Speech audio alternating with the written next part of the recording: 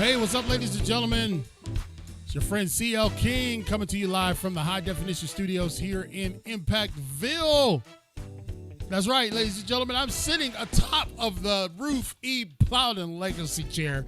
My foster mom, who single-handedly rescued me from a life of despair. Of course, you'll hear about her in my upcoming book, Impacting Life 24/7. The Umbrella LLC is going to help us launch Who Ate My Brownie? No matter the adversity, you still can make it. It's Open Mic Monday. What y'all got on your mind? You can do a couple things if you want to participate. You can call in 252-622-2561 and just give us a few moments of what's on your mind here. We'd love to hear from you.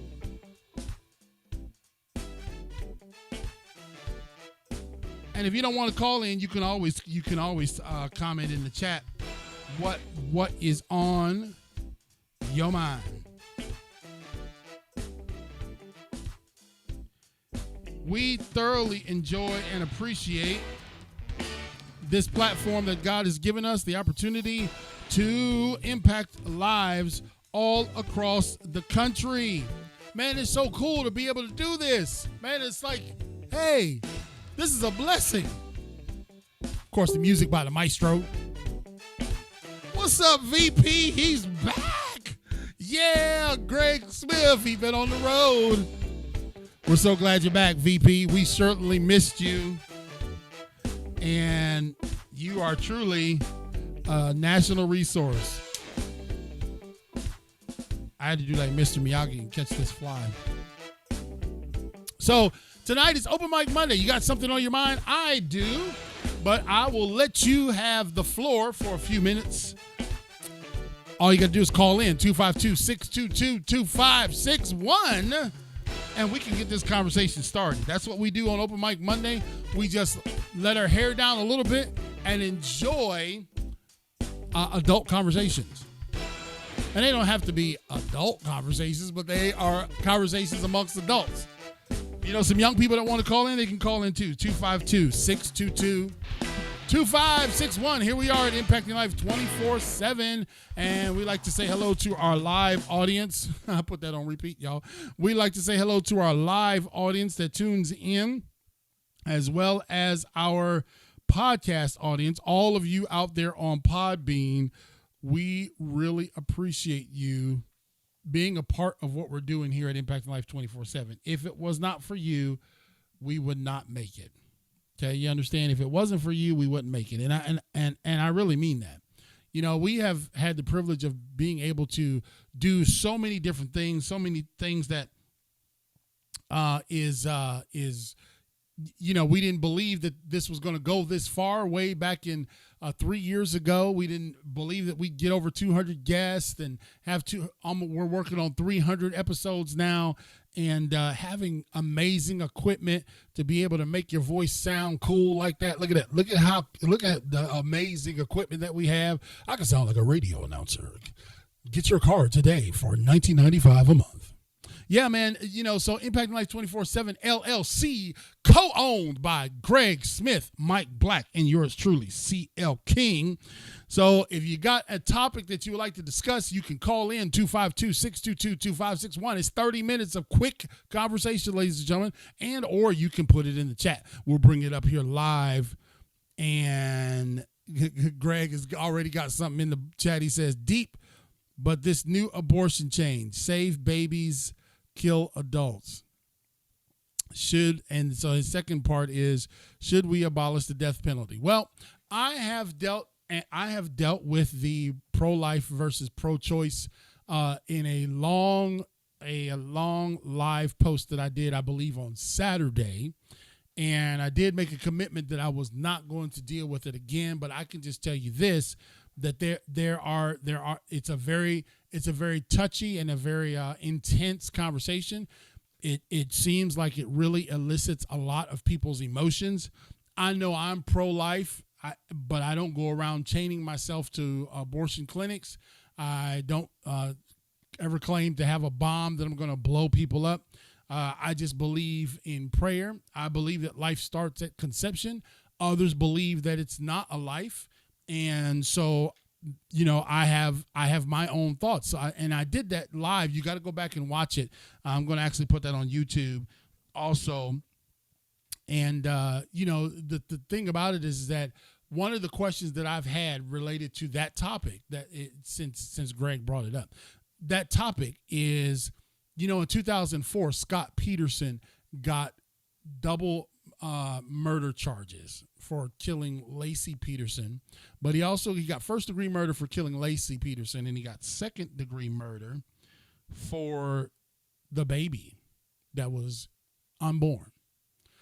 And I've always had trouble understanding how a court of law could convict someone of taking a life that was yet born, but so then give me a definition of what that is in her stomach.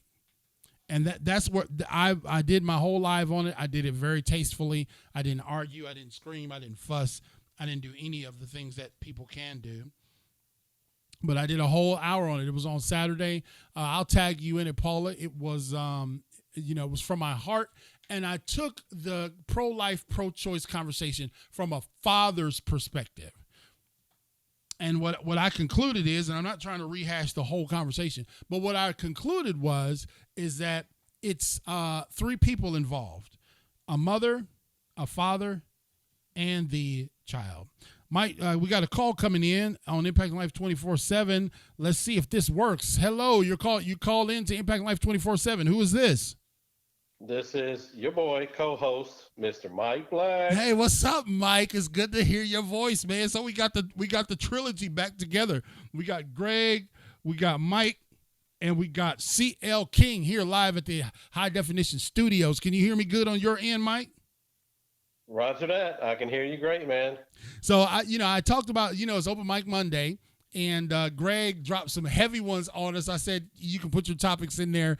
And of course, I thought he was going to say something like, hey, should we extend summer by three weeks? But no, Greg gives us a heavy 2 questions to start the bat.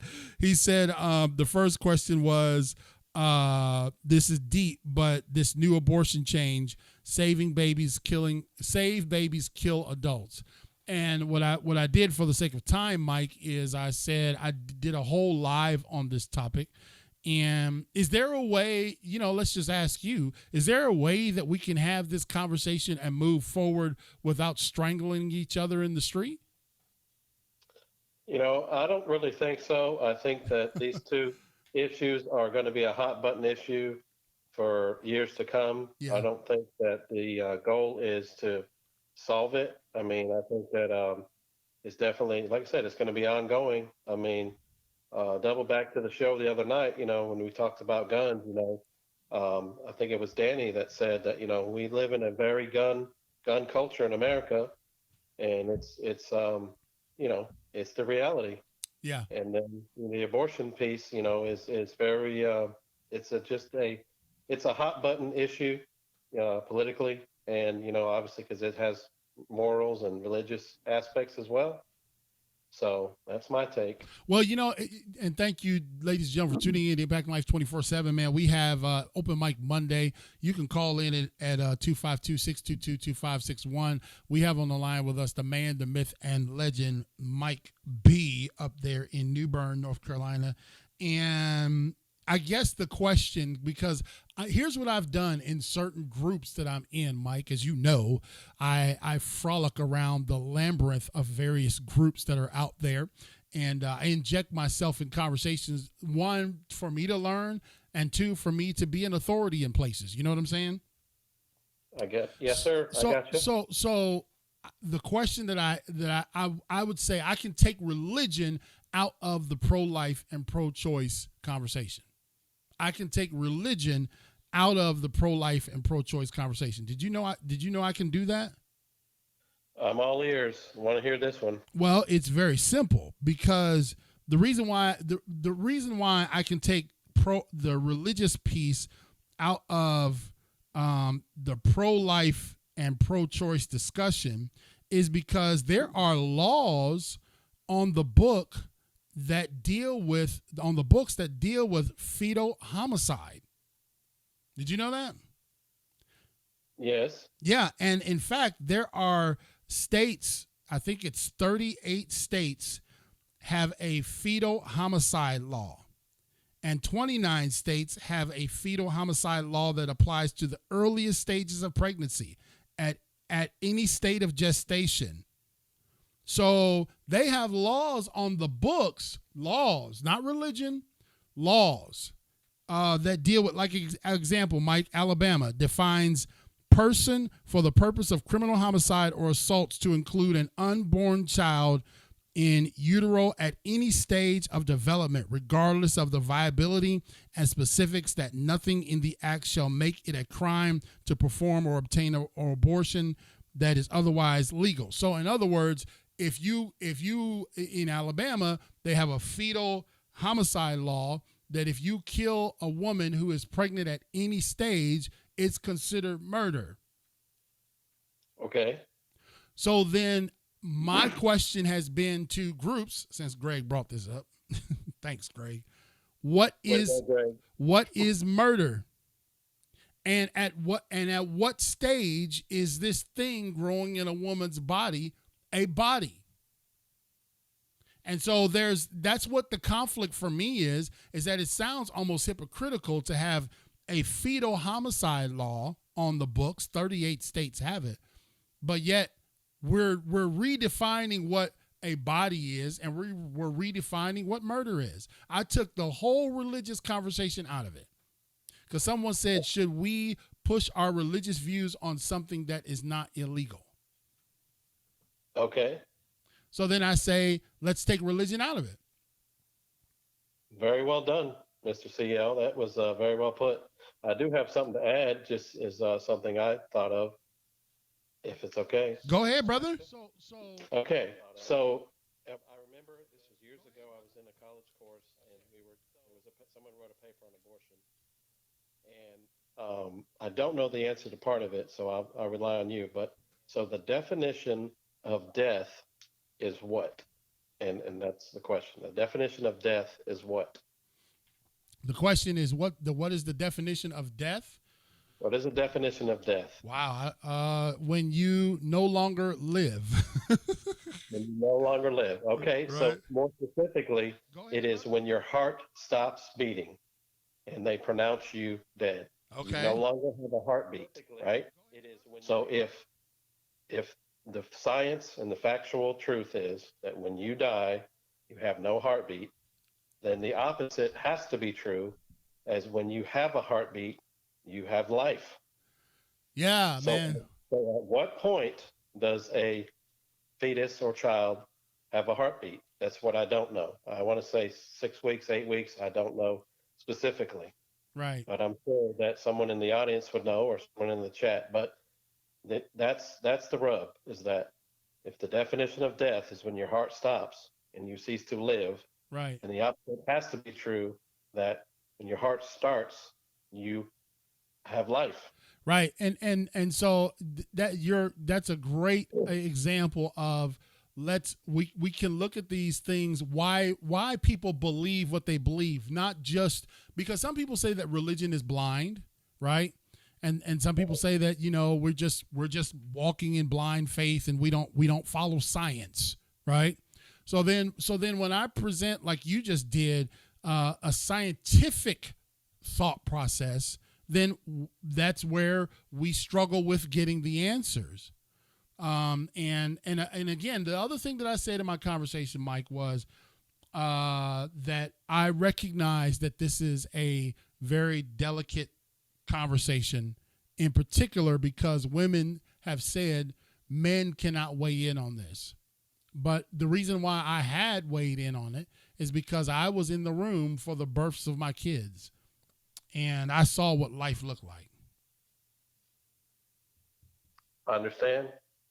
So anyway, Paula Cousson says, but do these states actually follow these laws?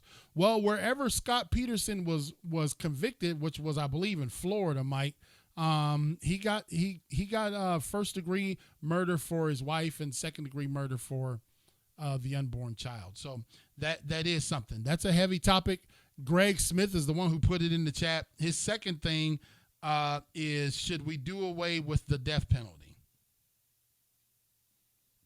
Mm. That was the second question.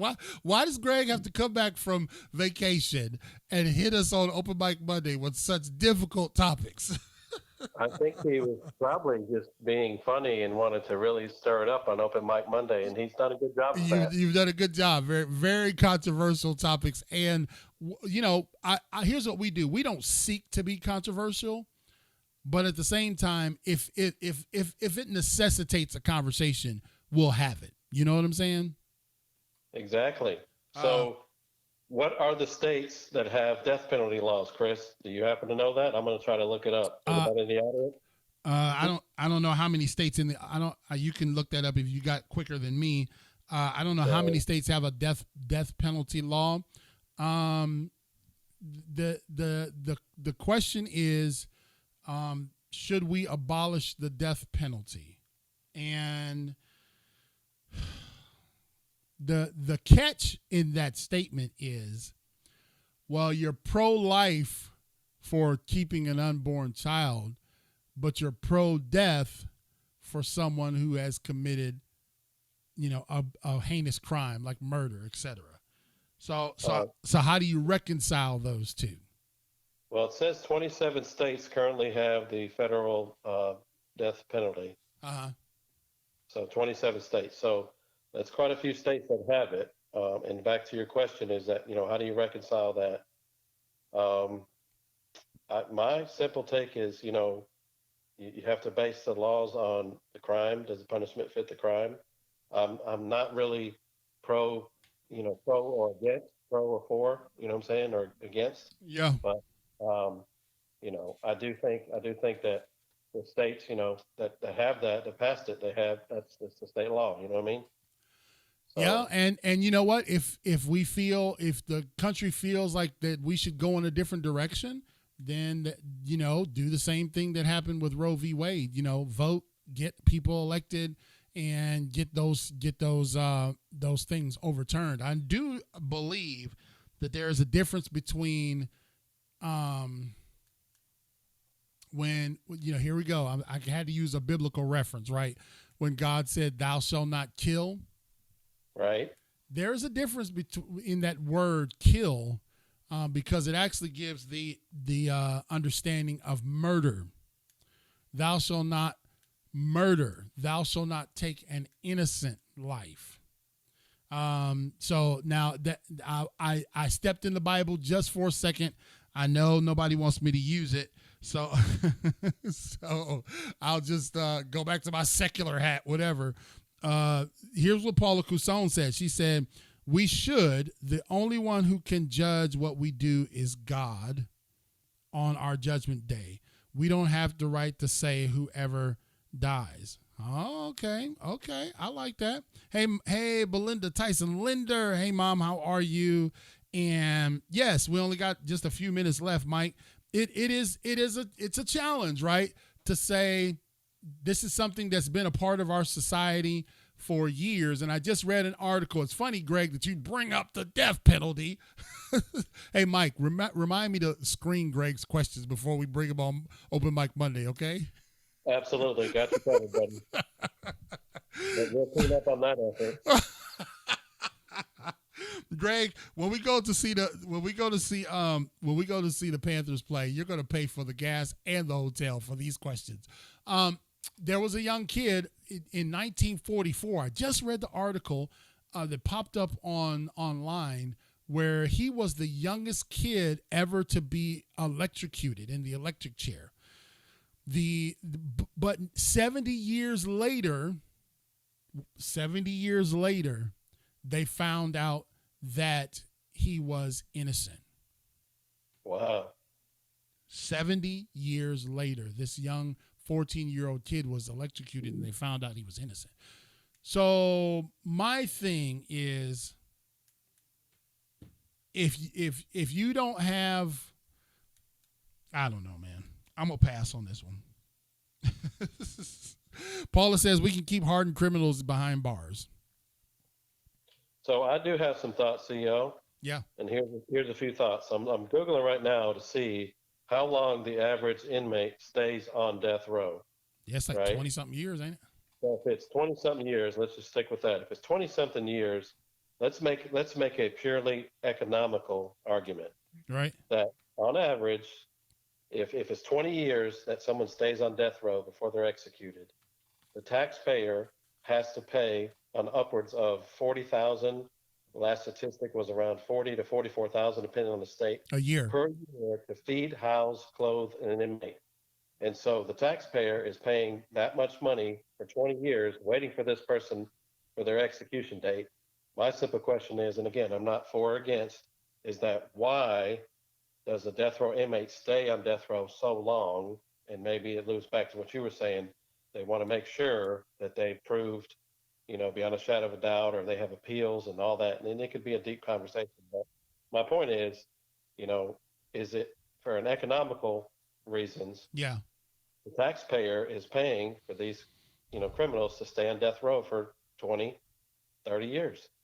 Yeah, and you know that with throughout all the appeals, et cetera, et cetera, et cetera. Yeah, it can be. So let me ask you this, and this is just something that I thought of, and help us to have a comparison on this argument. Anybody can look up out there and see what is the average time a person spends on death row. So we got the exact numbers. I know we've seen people on there for upwards of 20 plus years. What is the difference? Now think about this. What is the difference if someone breaks into your home that has intention, they're armed and they have full intention of doing lethal bodily harm to your family, and you rise up with your home protection and defend yourself? Why are you not convicted of murder? Self-defense. Because you were innocent. Right. See, see that's the difference. And this is what if we went back to the pro-life, pro-choice debate, I feel like the life is innocent. I'm not a mom. I don't carry babies. I'm not insensitive to how women feel about this, but I do feel that the life is innocent. And a person entering to your home, if you kill them, it's self-defense. So then if they kill you, see, because we've built this in our nation, man. This is something that was built long before we started having this conversation, that there was penalties for certain crimes. And I don't necessarily know if the death penalty is a deterrent. I sometimes kind of wish they could just be locked away in, you know what I mean, in hard labor, put them down there in that Arizona camp somewhere, you know what I'm saying, where they're not just in a place chilling, but they got to do hard labor for the rest of their life. The military does it.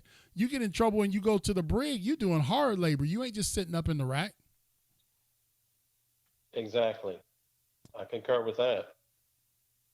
So now, Greg, you're not allowed to ask any more follow-up questions on pro-life and pro-choice.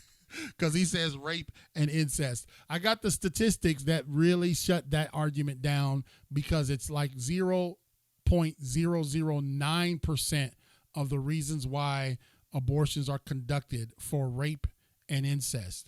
The actual largest number, I'm sorry, I did my homework, the largest reason why abortions are conducted is because the mother does not want the child.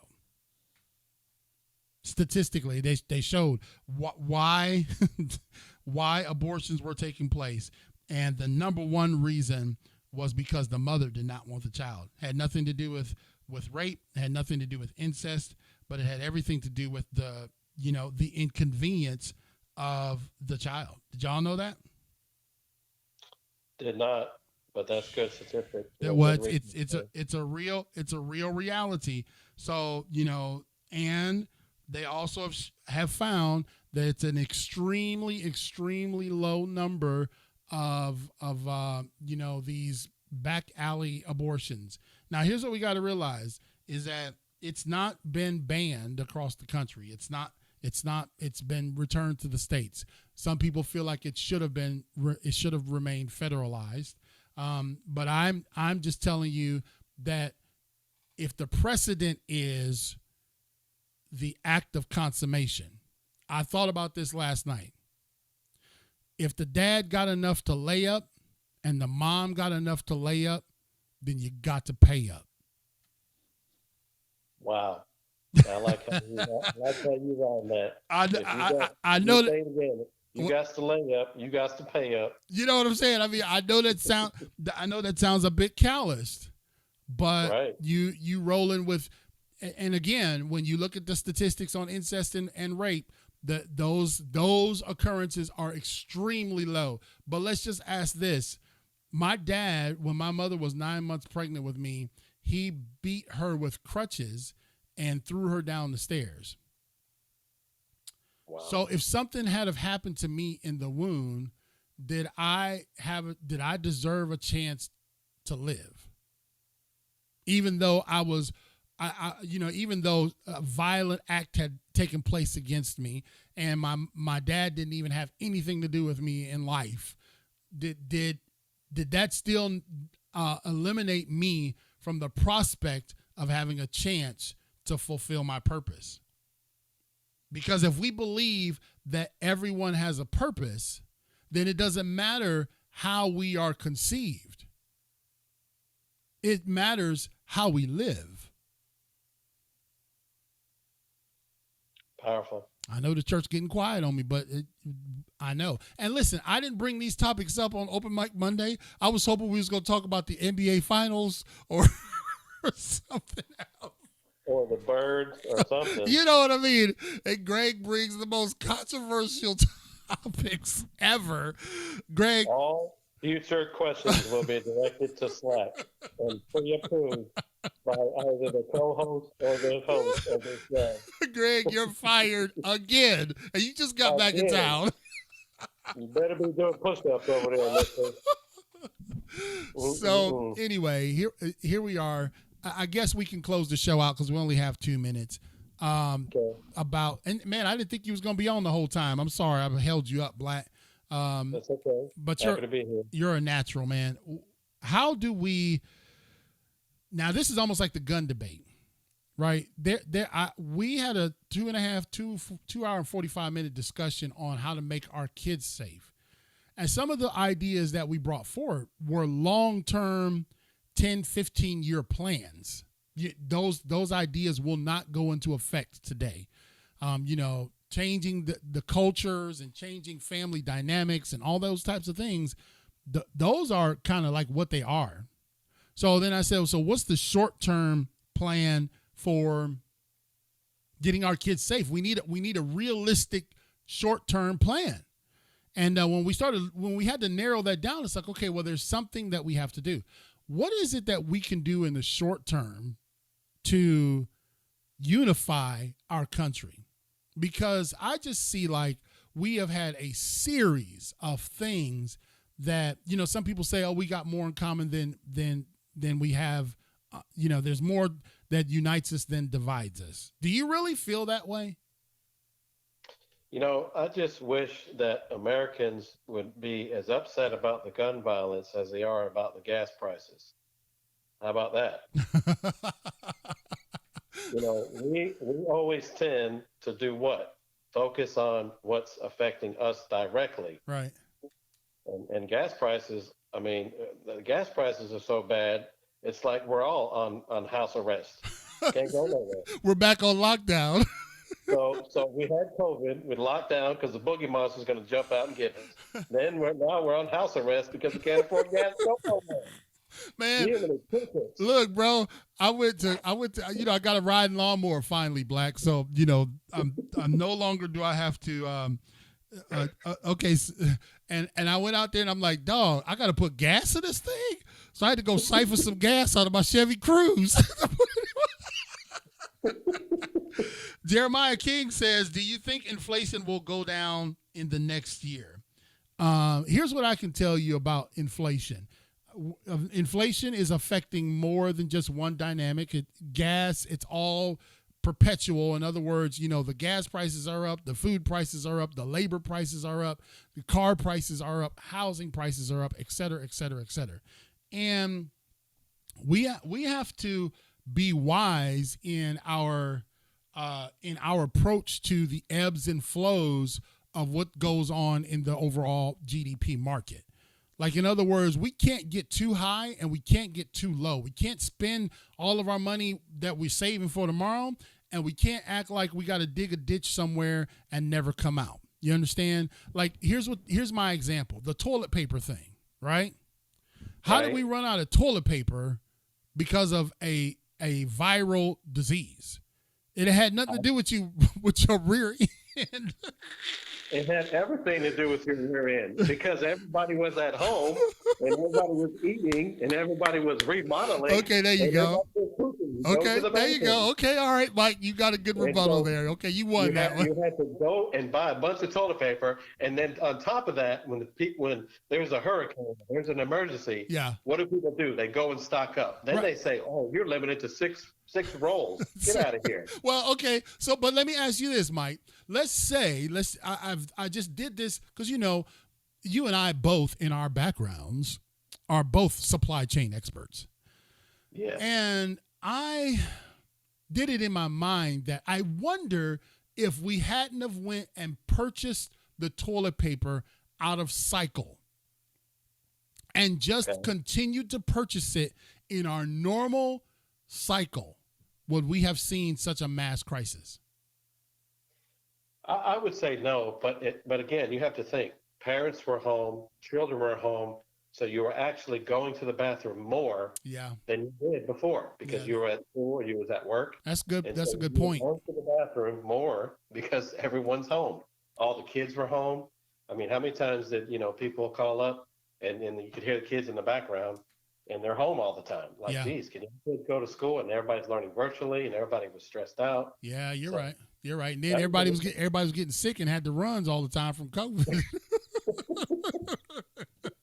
So yes, I do believe in this. Is the economy is elastic, Jeremiah, and so there are constant ebbs and flows. Greg says he just lost $17,000 in his 401k. And my mentor, who told me about my savings and retirement plans, he said, you got to swear off of it. So in other words, put it in there and be diligent not to mess with it. And, sometimes I believe that's very, very wise. And in other times, I believe you need to at least shift your assets so you don't lose them. Yeah, that's definitely debatable. We can talk about that in the next. We're 5 minutes over, but I keep going if you'd like to. No, I know you got stuff to do. But Greg says, but wouldn't you have to use the bathroom as normal 3 times a day? No, because we were stress eating. Exactly. Right. We were stress eating. We were binge eating. We were partying more in the house. And I believe that contributed to the uptick in the need for the need for that corrective material that everybody bought off the shelves. So anyway, this has been an interesting what do you call? How do we end up here from the first 2 serious topics? We ended the show on toilet paper. So anyway, Mike, I appreciate you, brother. Thank you so much for tuning in with me, man, and joining me. I know you're not here live, but maybe the next show that we do tomorrow, if you want to hop on, we'll love to have you. That's what we do here at Impacting Life, though. We're very flexible. Our staff is flexible. We do it when we can, and when we can't, we don't. It's just that simple. So anyway, peace out, Mike. We'll talk to you later, brother. Have a good one. Night, everybody. Thanks, man. So anyway, ladies and gentlemen, here we are. Oh, look at that transition, y'all. That was smooth. Impacting Life 24/7. Sorry for going 5 minutes over, but Greg put us on the spot with some amazing topics for the evening. And appreciate you, Paula. Thank you all for Jeremiah, my son, the fisherman, the angler, tuned in. Yeah, we got to get inflation under control. And I do believe that we need some short-term fixes on the gas prices. Okay, enough blaming Vladimir and, all these other kind of stuff, because it is causing people to augment their behaviors in a way that is going to affect their futures. So join us back here, right here on Impacting Life 24/7 with your host, CL King, and of course, Mike B. Greg Smith, the man, the myth, the legend, right behind the wheels of steel. He's the man behind the curtain that you can't see.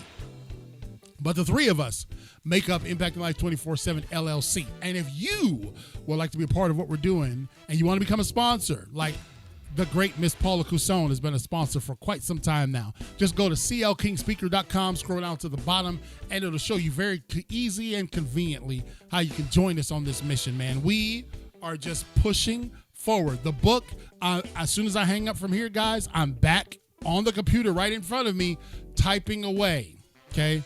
I'll explain more about the book tomorrow, but it is a work in progress, and it is unearthing something in me that I didn't know I had.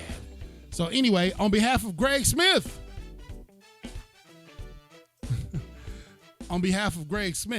Mike Black, CL King, and of course, all of our sponsors, we say, help us, join with us to continue to impact one life, one day at a time.